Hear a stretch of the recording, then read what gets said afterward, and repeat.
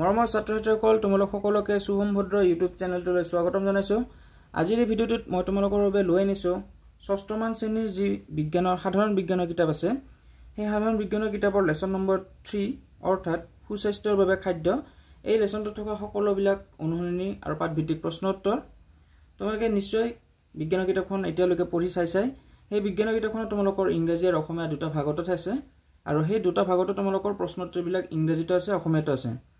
গতিকে এই ভিডিঅ'টোত মই তোমালোকৰ বাবে ইংৰাজী আৰু অসমীয়া দুটা তোমালোকৰ ল্যাঙ্গুৱেজৰ অৰ্থাৎ ভাষাৰে প্ৰশ্ন উত্তৰ একেলগে লৈ আনিছো। গতিকে তোমালোকে অকণমান স্কিপ নকৰি ভিডিঅ'টো প্ৰথমৰ পৰা শেষলৈকে ভালদৰে চাবা। আৰু যদি তোমালোকৰ ভিডিঅ'টো ভাল লাগে তেন্তে এই ভিডিঅ'টো লাইক কৰি দিবা। আৰু যদি তোমালোকে প্ৰথমবাৰৰ বাবে মোৰ চেনেলটোত ভিজিট কৰিছা তেন্তে এই চেনেলটোত এটা সাবস্ক্ৰাইব কৰি দিবা। গতিকে আহাচোন আজি আমি ভিডিঅ'টো আৰম্ভ কৰোঁ। লেসন নম্বৰ 3 সুস্বাস্থ্যৰ বাবে খাদ্য তাৰে অনুশীলনীৰ প্ৰথমটো প্ৰশ্ন আছে তলত দিয়া সমূহৰ পৰা অমিল বস্তুবিধ উলিওৱা আৰু ইয়াৰ কাৰণ দৰ্শোৱা। অৰ্থাৎ তলত কেইটামান আমাক খাদ্য বস্তুৰ নাম দি দিছে, সেই খাদ্য বস্তুবিলাকৰ ভিতৰত অমিল কোনটো সেইটো বাছি ল'ব লাগে আৰু কিহৰ বাবে আমি সেইটো অমিল হিচাপে বাছি লৈছো তাৰে এনসাৰটো আমি ক'ব লাগিব। পোনপ্ৰথমে তোমালোকক মই অসমীয়াত কৈ দি আছো, ইয়াৰ পিছত তোমালোকক ইংৰাজীত প্ৰশ্নবিলাক বুজাই দিম। প্ৰথম এ নম্বৰ আছে জোৱাৰ, বজ্ৰা, ৰাগী আৰু বুট। এই চাৰিটা বস্তুৰ ভিতৰত কোনটো অমিল? ইয়াৰে উত্তৰটো তোমালোকে লিখিবা। উপৰোক্ত খাদ্যবিলাকৰ ভিতৰত অমিল খাদ্যবিধ হৈছে বুট, কিয়নো বুট প্ৰধানকৈ মাহজাতীয় শস্য কিন্তু জোৱাৰ, বজ্ৰা, ৰাগী ইত্যাদি মিলেট জাতীয় খাদ্য। নেক্সট বি নম্বৰ আছে ৰাজমাহ, বুট, সয়াবিন আৰু চাউল। ইয়াৰ উত্তৰটো তোমালোকে লিখিবা। উপৰোক্ত খাদ্যবিলাকৰ ভিতৰত চাউল হৈছে অমিল খাদ্য, কিয়নো চাউল হৈছে এক প্ৰকাৰৰ শস্য কিন্তু ৰাজমাহ, বুট, সয়াবিন আদিবোৰ প্ৰধানকৈ মাহজাতীয় শস্য। নেক্সট 2 নম্বৰ আছে ভাৰতবৰ্ষৰ পুৰণি আৰু আধুনিক ৰন্ধন প্ৰণালীৰ তুলনা কৰা। তাৰে উত্তৰটো তোমালোকে এনেকৈ লিখিবা। ভাৰতবৰ্ষৰ পুৰণি ৰন্ধন প্ৰণালীত মাটিৰ চৌকা বা চুলাৰ জৰিয়তে ৰন্ধা বঢ়া কৰা হৈছিল, কিন্তু আধুনিক ৰন্ধন প্ৰণালীত LPG গেছ ষ্টভ, সৌৰ চকা আদিত ৰন্ধা বঢ়া কৰা হয়। গতিকে এইটো আছিল 1 নম্বৰ আৰু 2 নম্বৰ প্ৰশ্নৰ অসমীয়া উত্তৰ। এতিয়া হাচোন আমি ইংৰাজী উত্তৰ কেনেকুৱা হ'ব সেইটো চাই লওঁ। ইংৰাজীৰ অনুশীলনীৰ 1 নম্বৰ প্ৰশ্ন আছে find the odd one out and give reasons. 1 number জোৱাৰ, বাজৰা, ৰাগী এণ্ড চানা। এই উত্তৰবিলাকত তোমালোকক অসমীয়াত অলপ আগতে মই কৈ দিলোঁ, বুজাই দিলোঁ। সেইবাবে এতিয়া জাষ্ট তোমালোকক মই ইংৰাজীত কি লিখিছে আৰু মানে প্ৰশ্নটো কি আছে আৰু তাৰে এনসাৰটো কি হ'ব সেইটো কৈ দি আছোঁ, তোমালোকে চাই যাবা। 1 নম্বৰৰ এনসাৰটো লিখিবা। The odd one is chana because it is a legume but jowar, bajra and ragi are various types of millets. 2 number kidney beans, green gram, soybean and rice. Answer the odd one out is rice because it is a cereal but kidney beans, green gram, soybean all are legume. 2 number question discuss the traditional versus modern culinary practices in India. ইয়াৰ উত্তৰটো তোমরা লিখিবা। The traditional culinary practices used the open small fire furnaces for cooking, but the modern day culinary practices use the LPG gas stove and solar cooker.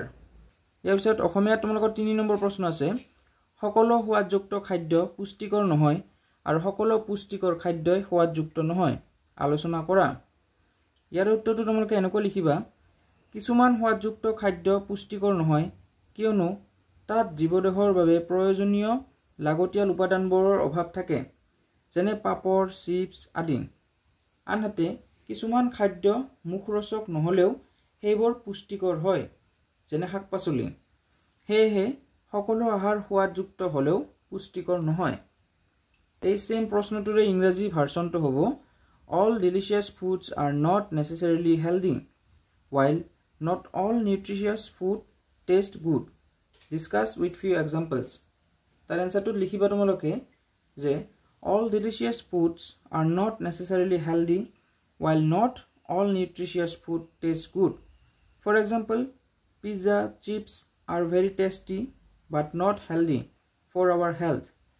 On the other hand, vegetables, fruits are healthy but not good in taste as much as the other food.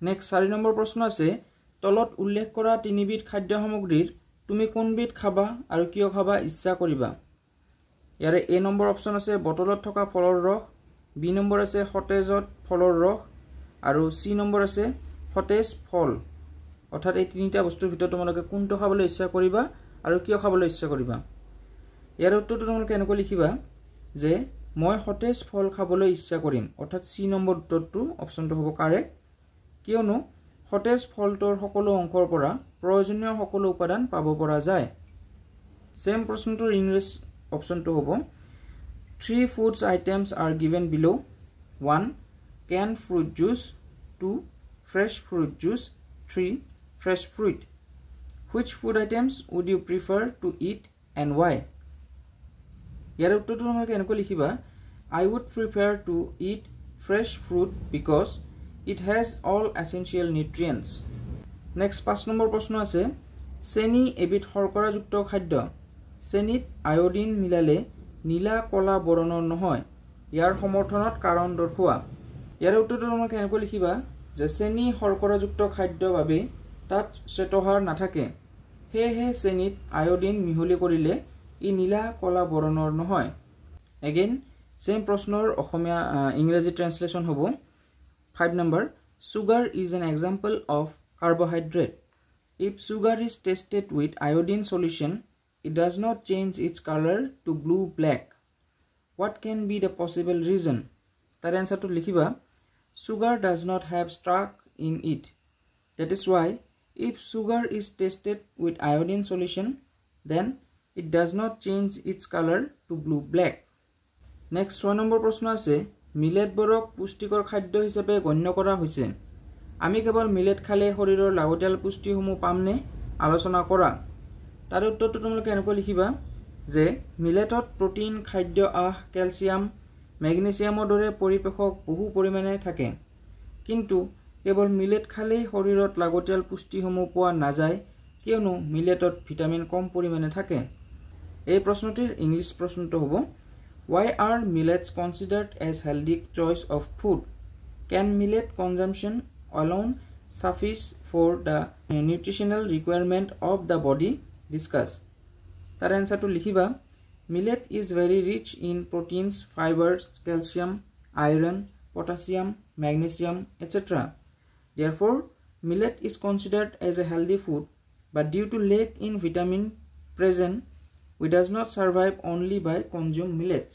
হাতৰ 1 number আছিল তলত দিয়া কোনটো vitamin D ৰ অভাৱত হয় অৰ্থাৎ তলত কেইটামান বেমাৰৰ নাম দিছে ইয়াৰ কোনটো ভিটামিন ডি ৰ অভাৱত হয় চাবা এ নম্বৰ আছে দৃষ্টিশক্তি কমি যোৱা বি নম্বৰ বেৰি সি নম্বৰ স্কাৰভি আৰু ডি নম্বৰ ৰিকেট ইয়াৰ শুদ্ধ উত্তৰটো হৈছে ডি নম্বৰ অৰ্থাৎ ৰিকেট বেমাৰটো ভিটামিন ডি ৰ অভাৱত হয় ইয়াৰ ইংলিছটো হেনেকৈ চাই লবা Which of the following diseases is caused by the deficiency of vitamin D? A. Loss of vision. Option B. Beriberi. Option C. Scurvy. Option D. Rickets. যেটা আমি শুদ্ধটো পালোৱে অৰ্থাৎ অপচন ডি ৰিকেটস নেক্সট 2 নম্বৰ আছে তলত দিয়া কোনটো ৰোগ ভিটামিন সি ৰ অভাৱত হয় ঠিক নৰে আনসাৰ অপচন বিলাক চাই লবা অপচন এ দৃষ্টিশক্তি কমি যোৱা অপচন বি স্কাৰভি অপচন সি ৰিকেট অপচন ডি ৰক্তহীনতা আমি পালো যে অকনমান আগতে যে ৰিকেট হৈছে ভিটামিন ডি ৰ অভাৱত হোৱা বেমাৰ গটে ৰিকেটটো অলৰেডি ক্যান্সেল হলে বাকি থাকিল দৃষ্টিশক্তি কমি যোৱা অপচন বি স্কাৰভি আৰু অপচন ডি ৰক্তহীনতা তো ইয়াৰে শুদ্ধটো হ'ব অপচন বি স্কাৰভি ৰোগটো হৈছে ভিটামিন সি ৰ অভাৱত হোৱা ৰোগ ইংৰাজীত চাবা which of the following disease is caused by the deficiency of vitamin C option A loss of vision option B scurvy option C rickets option D anemia শুদ্ধটো হ'ব অপচন বি স্কাৰভি 3 নম্বৰ আছে তলত দিয়া কোনটো ভিটামিন এ ৰ অভাৱত হয় এই বেমাৰ কিটাৰ কোনটো ভিটামিন এ ৰ অভাৱত হ'ব সবা অপচন এ দৃষ্টিশক্তি কমি যোৱা অপচন বি হাড় আৰু দাঁত ক্ষয় যোৱা অপচন সি বেৰি অপচন ডি স্কাৰভি ইয়াৰ শুদ্ধটো হৈছে অপচন এ দৃষ্টিশক্তি কমি যোৱা অৰ্থাৎ ভিটামিন এ ৰ অভাৱত মানুহৰ চকুৰ দৃষ্টিশক্তি কমি যায় বা কুকুৰিকণা টাইপৰ বেমাৰ বিলাক হয় ইংৰাজীত চাবা Which of the following disease is caused by deficiency of vitamin A? Option A loss of vision, option B bone and tooth decay, option C berry, option D scurvy. এটা correct answer is option A loss of vision. 4 number প্ৰশ্ন আছে তলত দিয়া কোনটো ৰোগ লোৰ অভাৱত হয়, অৰ্থাৎ আমাৰ দেহত যি লো থাকে বা আইৰণ, সেই আইৰণৰ অভাৱত কোনটো বেমাৰ হয়। অপশন এ ৰক্তহীনতা, অপশন বি দৃষ্টিশক্তি কমি যোৱা, অপশন সি বেৰি আৰু অপশন ডি স্কাৰ্ভি। এটা আমি লাহে লাহে পালোঁ গোটেইবিলাক এনসাৰ যে অপশন বি যোনটো আছে দৃষ্টিশক্তি কমি যোৱা সেইটো ভিটামিন এৰ অভাৱত হয়, অপশন সি বেৰি ভিটামিন ডিৰ অভাৱত হয়, ভিটামিন বিৰ অভাৱত হয়, অপশন ডি স্কাৰ্ভি সেইটো ভিটামিন চিৰ অভাৱত হয়। তো বাকী থাকিল ৰক্তহীনতা, সেইটোৱে হ'ব আমাৰ শুদ্ধ উত্তৰ, অৰ্থাৎ শৰীৰত লোৰ অভাৱ হ'লে ৰক্তহীনতা বেমাৰ হয়। ইংৰাজীটো চাবা তেনেকৈ which of the following disease is caused by the deficiency of iron, option A anemia, option B loss of vision, option C beriberi, option D scurvy. The correct answer is option A anemia. Next 8 number প্ৰশ্ন আছে তলত দিয়া উপাদান সমৃদ্ধ খাদ্যবোৰৰ প্ৰতিটোৰে দুটাকৈ নাম উল্লেখ কৰা।